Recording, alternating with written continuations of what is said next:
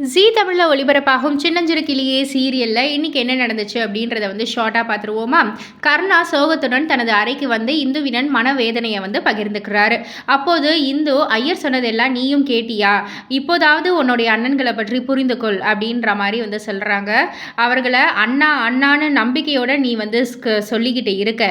ஆனா அவங்க அந்த மாதிரி இல்லை அப்படின்ற மாதிரி ரொம்பவே வெளிப்படையா சொல்றாங்க. இந்த நிலையில மனதில் இருக்கும் உண்மைகளை இந்துவிடம் பகிர்ந்திருக்கணும் அப்படின்ற மாதிரி கர்ணா முடிவெடுக்கிறாங்க. இன்னொரு புறம் தீனதயாளன் இந்துவிடம் நடந்த சம்பவத்தை நினைத்து கண்கலங்கியபடி அவங்களுடைய வருத்தத்தை வெளிப்படுத்துறாரு.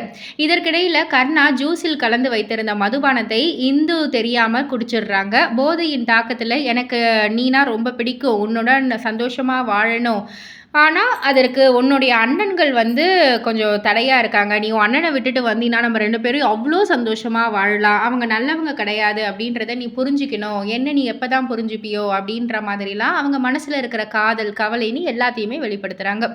அதுக்கப்புறம் கர்ணா தரையில் படுத்து தூங்குறதுக்காக முயற்சிக்கிறாரு. இந்து அவங்கள கட்டிலில் படுக்க சொல்கிறாங்க. கர்ணாவின் கையை பிடித்தபடியே பேசிக்கொண்டிருக்கும் இந்துவை கர்ணா ரசித்து பார்க்குறாங்க.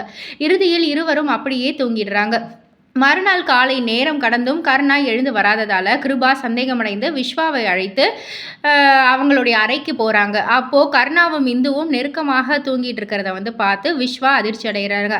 கிருபா தொடர்ந்து சத்தமாக அழைத்தும் கர்ணா கண் விழிக்காமல் இருப்பது போல நடிக்கிறாரு. ஏன்னா இந்த மாதிரி வாய்ப்பு மீண்டும் கிடைக்காது அப்படின்ற மாதிரி மனசுக்குள்ளேயே நினச்சிட்டு இந்து கூடயே படுத்துக்கிறாங்க.